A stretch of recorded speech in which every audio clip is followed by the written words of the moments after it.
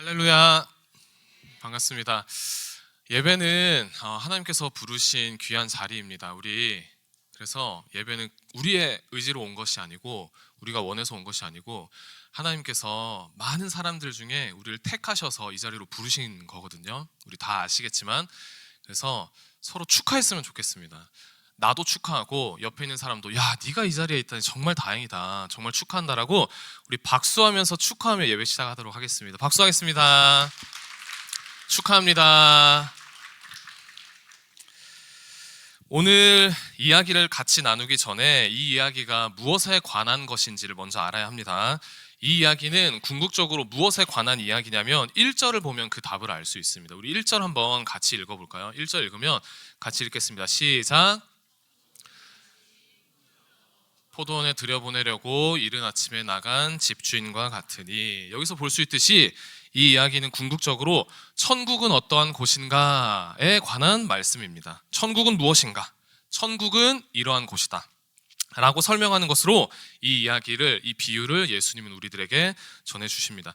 여러분은 천국 하면 어떠한 곳이라고 생각하십니까? 오늘 말씀 안에 그 답이 있습니다. 오늘 이야기는 누구나 쉽게 이해할 수 있는 노동으로 설명하고 있습니다. 포도원에 품꾼을 들여보내 일하게 하고 싶은 집주인이 있습니다. 그 집주인은 먼저 계약을 맺는데 어떻게 맺냐면 한 데나리온씩 너가 일을 하면 내가 주겠다라고 합니다. 급여를 딱 그렇게 정한 겁니다. 2절을 보면은 그가 하루 한 데나리온씩 품꾼들과 약속하여 포도원에 들여보내고 라고 계약을 딱 맺고 한 명씩 초청하는 이야기입니다. 그 집주인은 품꾼들에게 말을 했을 겁니다. 한 데나리온 줄 테니까 너 내 포도원에서 일할래? 라고 하니까 그 품삯에 동의한 일꾼들이 그래 좋다 라고 하면서 그 포도원으로 들어왔을 것입니다.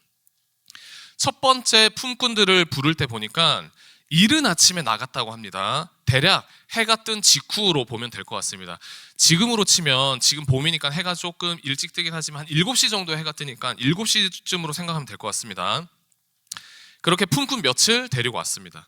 내가 한 데나리온 줄 테니까 우리 포도원에 가서 같이 일하자. 이제 두 번째 품꾼을 구하러 우리가 읽진 않았지만 다시 집주인은 제3시에 장터로 나갑니다.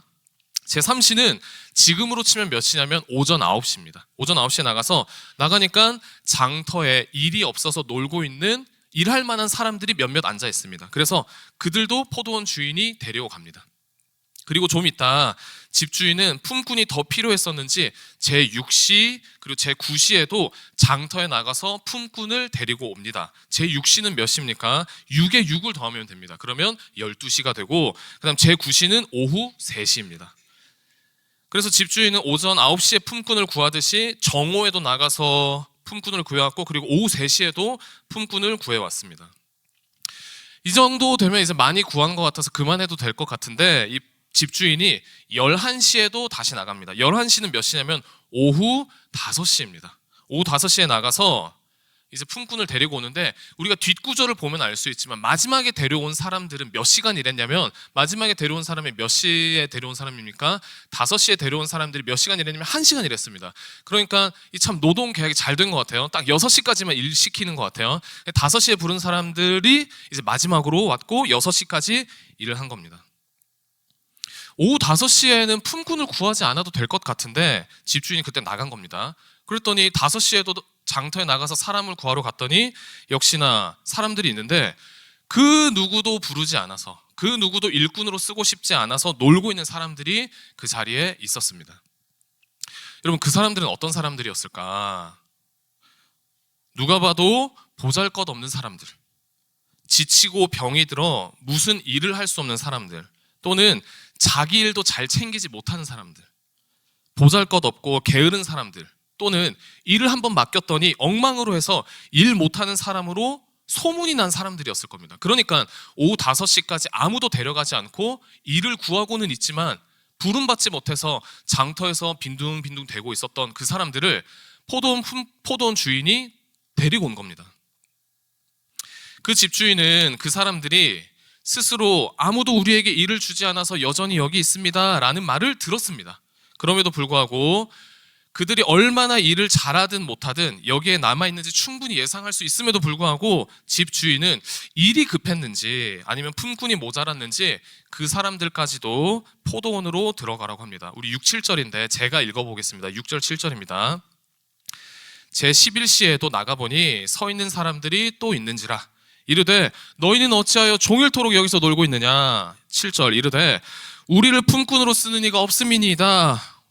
그러자 집주인이 너희도 포도원에 들어가서 일해라. 자, 오후 5시라고 했으니까 이미 포도원 안에는 일하고 있는 사람들이 있습니다. 그러면 일을 하고 있는, 특별히 제일 먼저 와서 일을 하고 있었던 그 사람들이 5시에 느지막하게 들어오는 사람들을 보면 어떤 생각이 들었을까요? 그 가장 먼저 온 사람들은 아침 새벽부터 일어나서 자신의 삶을 위해서 부지런을 떨어서 일어났을 것이고, 집주인이 품꾼들을 모집할 때 누구 일할 사람 없습니까? 라고 할 때 저요 제가 갈게요 라고 했던 사람들일 겁니다. 누구보다 내가 일을 잘합니다 라고 보여주고 싶은 사람들이 그렇게 일을 열심히 하고 있는데, 오후 5시에 이제 6시면 일을 끝나는 걸 알고 있는데 오후 5시에 누군가 들어오면서 막 장비를 챙기고 있어요. 가위를 챙기고 있어요. 그럼 뭐라고 생각이 들었겠습니까? 어떤 우월감이 느껴졌을 겁니다. 아유, 저 일 못하는 사람들 뭐 좀 모자랐나 보다. 아유, 저 사람도 왜 데려왔대? 이런 생각. 또는 아니, 저런 사람들을 1시간 일을 시키려고 데려오나? 집주인이 좀 바본가? 약간 좀 우매한가? 이런 생각. 아유, 집주인이 포도원을 상속받았나 보다.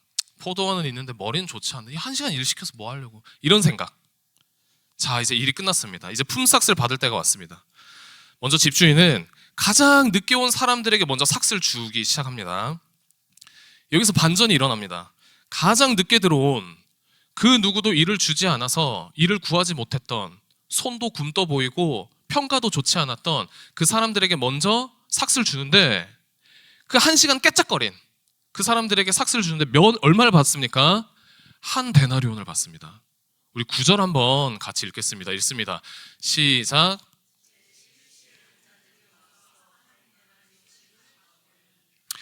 그 광경을 본 가장 먼저 온 사람들, 9시도 아니고 12시도 아니고 오후 3시도 아닌 7시에 온 사람들은 의아했을 겁니다. 나한테 1데나리온 준다고 했는데 1시간 일한 사람한테 1데나리온 준다는 걸 보고 속으로 어떤 생각이 들었을까요? 와, 대박이다. 여기 내가 하루에 1데나리온인 줄 알았더니 1시간에 1데나리온이구나. 지금 7시부터 6시까지 일했으면 몇 시간 일한 겁니까? 네, 11시간 일한 겁니다. 11시간이니까 11데나리온 내가 받겠구나 라고 생각을 했을 겁니다. 하지만 우리는 이미 답을 알고 있습니다. 가장 먼저 온 그 사람들은 얼마를 받았습니까? 그 사람들도 1데나리온을 받았습니다. 우리 10절 한번 같이 읽겠습니다. 읽습니다. 시작.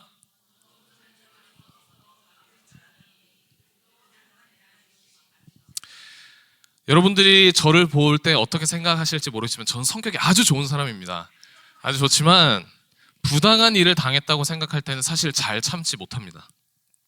바로바로 말하는 성격이고, 사실 좀 그럴 때 참기도 해야 되는데 잘 참지 못해서 곤경을 당한 적도 몇 번 있습니다. 그래서 제가 만약 제일 먼저 온 품꾼이었다면 저는 절대 가만히 있을 수 없습니다. 공평하지 않습니다, 이거는. 그래서 저는 11절부터 12절로 가장 먼저 온 품꾼들이 불만을 이야기하는 게 너무 공감이 됩니다. 우리 11절, 12절 같이 한번 읽도록 하겠습니다. 읽습니다. 시작. 받은 후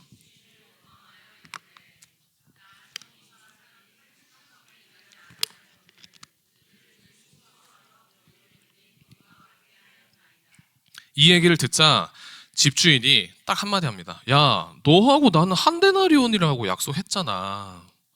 내가 너하고 약속한 대로 주겠는데 네가 왜 나한테 뭐라고 해? 라고 답을 합니다. 집주인이. 13절부터 15절 같이 읽습니다. 시작. 주인이 그 중에 한 사람에게 대답하여 이르되 친구여, 내가 내게 잘못한 것이 없노라. 네 것이나 가져가라. 14절입니다. 14절이 없습니까? 네. 14절 보면 네 것이나 가지고 가라. 나중 온 이 사람에게 너와 같이 주는 것이 내 뜻이니라. 15절 내 것을 가지고 내 뜻대로 할 것이 아니냐. 내가 선함으로 네가 악하게 보느냐. 여러분들이 이 말을 들은 처음 온 품꾼이었다면 어떤 생각이 들겠습니까? 이 말을 들었다고 해서 맞다. 제가 착각했습니다. 저랑 한 데나리온으로 약속하셨죠? 제가 착각했습니다. 하긴 이 돈이 당신 거니까 당신 마음대로 하는 게 맞죠. 저는 이만 가겠습니다. 라고 할 수 있습니까? 저는 절대 못합니다. 제가 이 얘기를 들었다면 할 말은 찾지 못합니다. 왜냐면 맞는 말이니까. 할 말을 찾지 못해 무슨 말은 못했겠지만 다시는 이 포도원으로 일하지 않았을 겁니다. 품꾼으로. 절대 이 주인과 상종하고 싶지 않았을 겁니다. 오히려 이 주인을 골탕 먹이려고 다른 사람들에게 말할 것 같습니다. 야, 내가 저번에 저기 포도원에 일하러 갔는데 아침에 일하러 갔더니 나 한 데나리온 주더라. 근데 1시간 일한 사람도 한 데나리온 줘. 그러니까 절대 먼저 가지 마. 마지막에 가면 돼. 라고 했을 것 같습니다. 즉 13에서 15절 주인의 대답을 듣는다고 해서 제가 이해가 되거나 분이 풀리거나 그렇구나라고 할 수 있는 대답이 아니라는 겁니다. 13절부터 15절은. 자, 어떤 사람과 갈등이 있을 때 제일 열받는 순간이 뭐냐면 바로 이런 순간입니다. 맞는 말만 들었을 때. 그래서 내가 할 말이 없을 때. 더더군다나 지금 주인이 완전 가슴에 상처 주는 말을 했습니다. 무슨 말입니까? 내 것 가지고 내가 알아서 하겠다는데 네가 왜? 그럼 이거 진짜 상처 아닙니까? 불난 집에 기름을 부어버린 말인데 여기서 알 수 있는 건 뭐냐면 포도원 주인은 애초에 가장 먼저 들어온 품꾼이 원하는 대답 또는 이 사람이 기분이 풀릴 수 있는 대답을 하려고 애초에도 하지 않았습니다. 그래서 이 이야기는 가장 먼저 온 사람들의 원망에 대한 마지막 주인의 대답을 통해서 가장 먼저 온 품꾼들의 마음이 풀리는 얘기가 아닙니다. 이 이야기는 먼저 풀리는 얘기가 아니라 오히려 가장 먼저 온 사람들이 포도원 주인과 난 저 사람하고는 다신 일하지 않을 거야 라고 결심하게 되는 이야기입니다. 그래서 예수님께서는 16절로 이 이야기의 결론을 맺으시는 겁니다. 16절 같이 읽습니다. 시작. 이와 같이 나중된 자로서 여러분은 이 이야기를 듣고 나니까 가슴이 뻥 뚫리고 시원하고 납득이 가십니까? 내 속이 시원하네 이렇게 되십니까? 이 이야기는 제가 처음 서두에 말씀드렸듯이 궁극적으로 무엇을 보여준다고 한 이야기입니까? 천국입니다. 그렇다면 그렇지, 천국은 당연히 이래야지 라는 생각이 드십니까? 만약 이 이야기를 듣고 가슴이 뻥 뚫리고 막힌 것 없고 의문점이 없고 천국은 이래야지 라고 하는 사람은 딱 두 부류입니다. 첫 번째, 이 비유를 알고 있는 사람, 어떤 뜻인지. 그리고 두 번째, 돈이 많은 사람. 한 데나리온 받든 두 데나리온 받든 우리 집에 이런 사람들. 대부분은 이 두 경우가 아니라면 우리는 이 이야기를 납득할 수가 없습니다.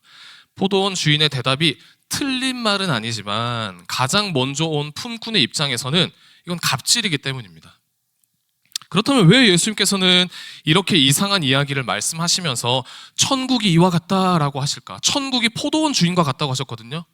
왜 천국이 이런 이상한 포도원 주인 같다고 하시는 걸까?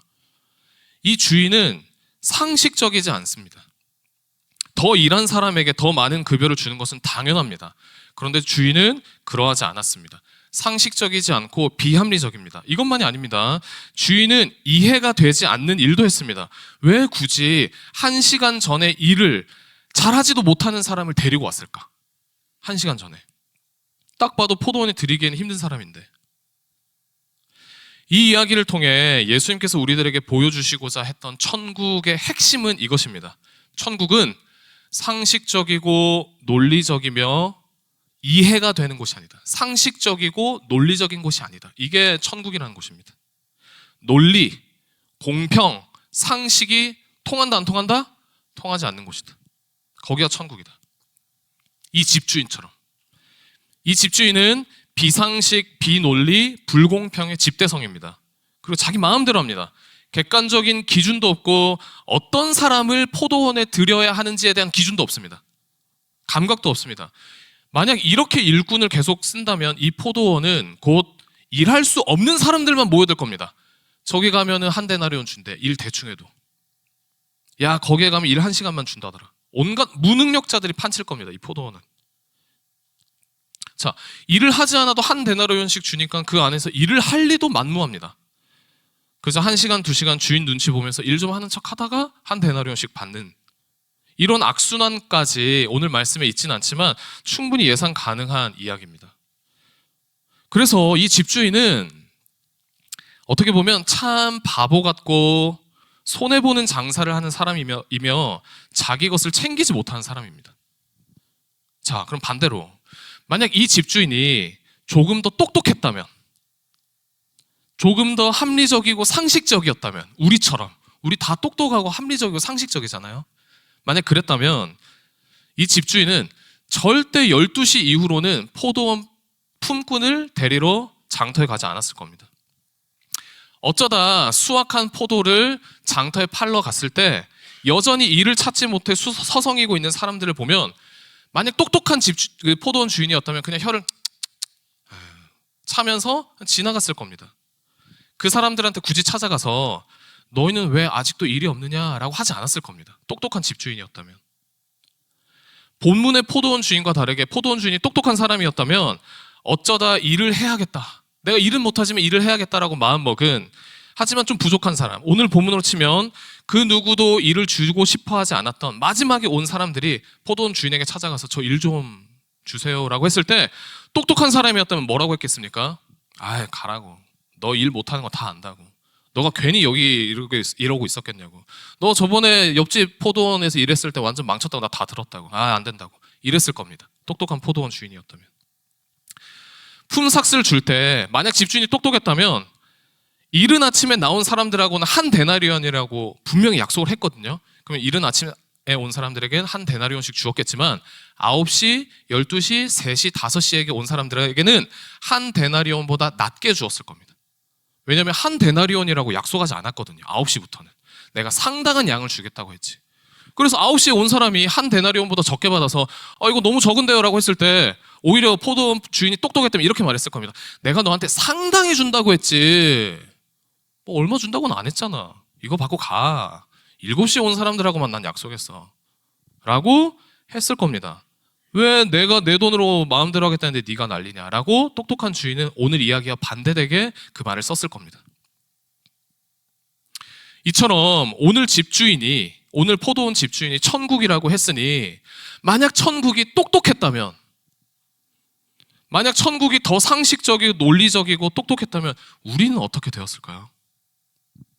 만약 천국의 주인이신 하나님께서 그분의 지혜로 우리들의 모든 것을 다 감찰하셔서 합리적이고 논리적이고 상식적이게 우리를 살피시고 그 누가 봐도 합당하다고 여기도록 천국 문을 여셨다면, 우리들에게 그렇게 구원을 베푸셨다면 우리는 어떻게 되었을까요? 아마 예수님께서 이 땅에 내려오지 않으셨을 겁니다. 더 나아가 우리라는 존재는 아예 존재하지 않았을 겁니다. 100번 양보에 존재한다고 할지라도 우리 중 하나님과 온전히 교제할 수 있는 사람은 아마 없었을 겁니다. 하나님이 똑똑하게 우리들에게 행동하셨다면. 하나님께서 이성적이시고 천국이 합리적인 곳이라면 우리의 행동 하나하나를 계산하셨을 겁니다. 그렇게 삭슬 매기셨을 겁니다. 그러면 우리는 삭슬 받을 수 없습니다. 삭슬 받기는커녕 일할 기회도 없었을 겁니다. 그것을 넘어 우리 모두는 영원히 포도원 밖에서 울고 있었을 겁니다. 하나님께서 똑똑하게 우리를 대하셨다면. 그래서 오늘 예수님께서 우리들에게 이렇게 말씀하시는 겁니다. 천국은 오늘 본문 속 포도원의 주인 같아서 바보같이 상식적이지 않게도 모든 사람들을 드리려고 하고, 자격이 없어 보이는 사람을 초대하고, 자격을 없어서 상급을 받을 것을 상상도 할 수 없는 사람들에게 상급을 주는 곳이 어디다? 천국이다. 그게 하나님이다. 우리는 천국이 비합리적으로 보이고 논리적이지 않고 오히려 바보 같아 보이는 이 집주인을 닮은 그런 천국이어서 이 자리에 지금 우리가, 그리고 구원을 꿈꿀 수 있는 겁니다. 우리의 하나님께서 우리들에게 논리의 잣대로 들이미셔서 그렇게 하지 않으시고 그저 나의 뜻이 너가 자격이 없을지라도 나는 너에게 한 데나리온 주는 게 나의 뜻이다 라고 말씀하시면서 그렇게 다가오셨기 때문에 우리는 이 자리에 앉아 있을 수 있는 겁니다. 천국의 집주인이신 하나님께서 오늘의 집주인과 같이 바보 같고 비합리적이고 논리가 없어서, 그래서 바보같이 십자가에 죽으셨기 때문에, 이를 도저히 구할 수가 없어서 그 누구에게도 쓸모가 없어서 장터에서 5시가 넘도록 그저 놀고 있는 우리와 같은 사람들에게 찾아오셔서 너 왜 아직도 여기 있냐고, 너 왜 여기서 서성이고 있냐고, 와라, 괜찮다, 와라 라고 말씀해 주시는 겁니다. 우리가 한 것이라고는 아무것도 없는 것 같은데 우리의 삭슬 영생으로 챙겨주시는 분, 그분이 천국의 주인이신 우리 하나님이신 겁니다. 이 이야기의 뒷이야기를 유추할 수 있듯이 이 포도원에 아침 일찍 들어간 사람들은 다시는 그 포도원 주인을 존경하지 않았을 겁니다. 오히려 뒤에서 욕했을 겁니다. 반면 5시에 들어간 사람들은 포도원 주인을 어떻게 여겼을까요, 여러분? 은혜를 내가 받았다, 저 사람에게. 기뻐하고 존경하고, 오히려 오늘은 내가 5시에 왔지만 내일은 내가 무조건 7시에 와서 이 빚을 갚아야겠다라고 말하는 주인을 존경하는 사람이 됐을 겁니다. 그래서 천국에 가장 잘 어울리는 사람은 누구냐? 그 사람은 내가 구원받을 만하고 내가 잘 살고 있고 나는 땀 흘려 하나님을 위해 지금까지 신앙생활을 해왔기에 하나님은 나의 기도에 무조건 응답하셔야 돼, 하나님은 나에게 무조건 구원을 주셔야 돼, 하나님은 나에게 합당한 대우를 하셔야 돼 라고 하는 사람은 천국에 어울리는 사람이 아닙니다. 반면 천국에 어울리는 사람들은 누구냐? 아무리 생각해도 나는 1시간밖에 일하지 않았어. 1시간이 뭐야? 난 아무 일도 하지 않았어. 근데 왜 나에게 영생을 주시지? 봉투를 열었는데 두 손에 받아든 한 데나리온을 보면서 머리 위에 물음표가 뜨는 사람이 천국에 어울리는 사람인 겁니다. 왜 이걸 나에게 주시지? 다른 사람들은 저거 비합리적이라고, 저거 논리적이지 않다고 라고 말할 때 내가 값없이 은혜를 받았구나, 내가 아무것도 한 것도 없는데, 내 자격이 없는데, 아무리 생각해도 나는 이러한 급여를 받을 수 없는데 라고 말하는 나중된 자들이 천국에 어울리는 사람인 겁니다. 우리는 이 이야기를 시작하게 된 질문을 보면 더 확실히 알 수 있습니다. 이 비유의 뜻을. 이 이야기가 시작되기 전 베드로가 예수님에게 묻습니다. 뭐라고 묻냐면, 예수님, 저희는 모든 것을 버리고 지금 예수님을 처음부터 따르고 있잖아요. 뭐 주실 거예요? 라고 물었습니다, 베드로가. 그러자 예수님께서 뭐라고 대답하셨냐면 이 비유로 대답을 하신 겁니다. 이러한 베드로의 질문에 천국은 누구의 것인가? 은혜를 아는 자의 것이다. 하나님 앞에 자격이 있다고 말하는 자들은 이미 천국과는 상관이 없는 자들이다. 포도원 주인은 논리와 상식을 들이미는 먼저 온 품꾼들을 납득시킬 생각이 없습니다. 그들과는 다시 일을 하지 않을 겁니다. 스스로 먼저 되었다고 생각하느냐? 나중될 것이다. 스스로 나중되었다고 생각하느냐? 난 아무것도 한 것이 없는 나중된 자라고 생각하느냐? 너가 천국의 주인이다. 그래서 우리가 천국 백성이라면 우리들의 정체성은, 우리 모든 성도들, 우리 믿음의 교회 성도들의 정체성 뭐가 되어야 되냐면 은혜를 경험한 사람들이 되어야 합니다. 우리가 정말 천국 백성이라면 스스로를 어떻게 여겨야 되냐면 나는 5시에 들어온 사람입니다 라고 여겨야 됩니다. 난 아무것도 한 게 없는 사람입니다, 하나님께.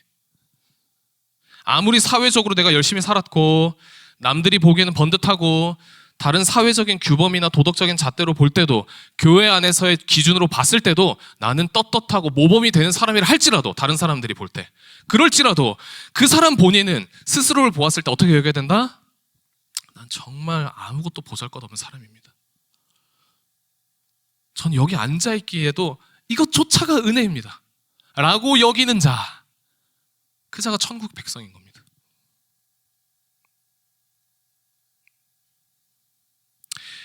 이렇게 천국 백성인 사람들, 자신의 정체성을 5시에 간신히 들어온 품꾼이라고 여기는 사람들의 특징이 있습니다. 어떤 특징이냐? 자신이 얼마나 비합리적인 은혜를 받았는지 스스로 알거든요. 그런 사람들은 그렇게 알기 때문에 다른 사람들을 볼 때도 합리와 기준과 논리와 공평으로 평가하지 않습니다. 은혜를 받았기 때문에. 나도 죄인인데 다른 사람들의 연약함을 꾸짖는다 안 꾸짖는다? 꾸짖지 않게 되는 겁니다. 왜? 하나님도 나를 꾸짖지 않으셨거든요. 하나님도 나에게 논리로 평가하지 않으셨거든요. 하나님도 그저 하나님의 뜻이다라고 하면서 나를 들여보내주셨거든요. 그러면 그 은혜를 아는 사람답게 다른 사람들을 볼 때도 어떻게 평가하냐면 괜찮아. 아, 뭐 어때? 용납하고 수용합니다. 여러분들 곁에 그런 사람들이 있을 겁니다. 바보 같은 사람. 저 사람 좀 바보 같다. 왜 그 사람들이 바보같이 행동하겠습니까, 여러분? 세상이 어떻게 돌아가는지 몰라서가 아닙니다. 은혜를 경험했기 때문입니다. 억울한 일을 당하면 불만을 표할 수 있죠. 그러나 불만을 표하지 않는 사람, 그저 바보같이 힘든 일을 자처한 사람들이 있을 겁니다. 은혜를 받았기 때문입니다. 은혜에 감격이 있어서 괜찮은 겁니다. 몰라서 넘어가는 게 아니라 그게 정말 그 사람에게는 괜찮은 겁니다. 은혜를 받았다는 그 감격이 너무나 크기 때문에, 은혜를 주신 하나님을 내가 알기 때문에. 그렇게 은혜를 받은 사람들은 서로를 어떻게 바라보겠습니까? 은혜의 콩깍지가 씌워서 바라보는 겁니다. 저는 우리 믿음의 교회 공동체가 이런 천국 공동체가 되었으면 좋겠습니다. 서로를 바라볼 때 저 사람이 저랬네, 이 사람이 요랬네, 뭐 저랬네 저랬네 이렇게 하는 것이 아니라 은혜의 콩깍지로 바라보는 겁니다. 제가 사역할 때 우리 청년들에게 항상 한 말이 있습니다. 저는 이제 청년부 사역자였는데 청년들에게 무슨 말을 했냐면, 너희들이 가장 조심해야 되는 마귀가 있다. 그게 뭐냐면 바로 섭섭마귀다. 이래서 섭섭하고 저래서 섭섭하고 그 마귀다. 섭섭해하지 마라. 네가 유치원생이냐? 라고 말을 했습니다. 제가 여러분들에게 한 말이 아닙니다. 제가 청년들에게 그렇게 말을 했습니다. 이 사람도 모자르죠. 저 사람도 모자르죠. 내 기준에. 하지만 나도 하나님께 그런 사람이었습니다. 근데 하나님께서 나를 받아주셨습니다. 그처럼 나도 받아줄 수 있는 겁니다. 그렇게 은혜의 콩깍지로 바라보는 공동체가 믿음의 교회가 되기를 정말 정말 바랍니다. 마지막으로 제가 경험한 오늘 설교와 관련된 이야기를 하나 하고 마치겠습니다. 제가 앞서 말했듯이 전 청년부 사역을 했는데, 제가 사역한 청년부는 여느 교회와 마찬가지로 소그룹이 있었습니다. 그럼 이제 그 소그룹을 이제 리더들이 한 명씩 맡는 겁니다. 그럼 이제 제가 같이 사역했던 공동체가 소그룹이 한 15개, 20개 있었으니까 리더가 한 15명에서 20명이 있습니다. 그러면 이제 그 15개에서 20개의 소그룹을 또 한 4, 5개로 쪼갭니다. 그러면 그 4, 5개를 마을이라고 부릅니다. 그 위에 마을장을 또 붙입니다. 시니어 리더인 겁니다. 제일 어떻게 보면은 높은 리더, 청년들 중엔. 그 시니어 리더들은 저의 오른팔과도 같은 청년들이었습니다. 제가 정말 콩으로 매주를 썰으라고 해도 쓰는 친구들, 어떻게든 제 호위무사가 되는 친구들. 그래서 저도 그 리더들을 지키는 게 저의 임무였습니다. 그래서 저는 항상 일반 청년들 이렇게 앉아있을 때 리더 괴롭히지 말라고, 리더 괴롭히면 나한테 혼난다고 항상 말하던 목사였습니다. 이 교회에는 상처받는 일이 없을 수는 없습니다. 그래서 어느 날 어떤 일이 있었는데, 어떤 소그룹 안에서 한 여자 청년하고 남자 청년이 아주 작은 일인데 싸우게 된 겁니다. 청년들이니까 싸웠다고 해서 막 네가 맞네 내가 맞네 이렇게 싸운 건 아니지만 서로 막 마도 인사도 안 하고 막 이런 사이가 된 겁니다. 이제 그런 일이 있을 때 처음에 들어가는 건 마을장입니다. 리더가 이제 해결을 못할 때 마을장이 들어가서 이 둘 사이를 이제 중재하려고 했는데, 이 여자 청년이, 마을장이 그 여자 청년에게 가면 무슨 말을 하겠어요, 여러분? 아, 좀 참아, 이해해줘 라고 했는데, 그 말을 곡해해서 언니 왜 제 편만 들어요? 이렇게 된 겁니다. 근데 이걸 넘어서 그 여자 청년이 그 마을장 욕을 하면서 다니는 겁니다. 공동체에. 저 마을장이 뭐 어쩌고 저쩌고. 그래서 그 공동체 내에서 마을장의 어떤 그 명예랄까요? 어떤 그런 것들이 손상되는. 이제 이 일은 제가 들어가야 되는 일이 된 겁니다. 그래서 마을장 딱 앉혀놓고, 이미 저는 그 전에 뭐 이 청년도 만나봤고 저 청년도 만나봤고 이 두 청년의 리더도 만나봤고 일의 모든 것을 다 알고 있는 상황에서 이제 마을장을 만난 겁니다. 마을장 만나서 어떻게 된 일이냐, 요즘 뭐 너가 좀 힘들다고 얘기 들었다, 어쩌냐라고 하니까 그 청년이 이렇게 말을 하다가 제가 뭐라 그랬냐면, 저는 평소에 리더를 지켜야 되는 사람이니까 내가 그 청년 불러서 혼내겠다. 내가 다 해결할 테니까 너 가만히 있어라. 그래서 그 청년이, 그 마을장인 청년이 저에게 뭐라 그랬냐면, 웃으면서, 웃는데 눈물을 뚝뚝 흘리면서 저한테 뭐라 그랬냐면, 저는 아직도 그 장면이 잊혀지지 않습니다. 눈물을 뚝뚝 흘리면서 저에게 뭐라 그랬냐면, 목사님 괜찮아요. 제가 그냥 참으면 다 지나갈 것 같아요. 저는 그 장면이 제 목회 현장을 바꾼 장면입니다. 제가 그때 뭘 깨달았냐면, 목회는 바보처럼 해야 되는구나. 여러분, 이 마을장이 왜 할 말이 없었겠어요? 이 마을장이 왜 할 말이 없었겠어요? 왜 열받지 않고 왜 할 말이 없고 저한테 와가지고, 목사님 저 이렇게 힘들거든요. 쟤 좀 어떻게 해주세요. 왜 말할 게 없겠어요? 근데 말하지 않고 눈물을 뚝뚝 흘리면서, 눈물을 그냥 말하는데 눈물을 이렇게 흘려요. 이렇게 수직 낙하 하면서, 목사님 저 괜찮아요. 제가 참을게요. 바보같이 사는 겁니다. 바보같이. 누가 그러하셨듯이 하나님께서 나에게 그러하셨듯이 나도 바보처럼 살아가는 것, 그것이 하나님께서 원하신 천국 백성의 모습이고 하나님께서 빚으시는 예수님의 모습인 겁니다. 저는 우리 모든 믿음의 교회 공동체가 멀리 갈 것도 없습니다. 오늘 하루만큼은 바보처럼 살았으면 좋겠습니다. 오늘 하루만큼은. 가족 구성원 안에서도 오늘 하루만큼은 그냥 바보처럼 사는 겁니다. 누가 그러하셨듯이, 예수님께서 그러하셨듯이, 하나님께서 그러하셨듯이. 그때 하나님 나라가 내 안에서 펼쳐지는 겁니다. 우리 같이 기도하도록 하겠습니다.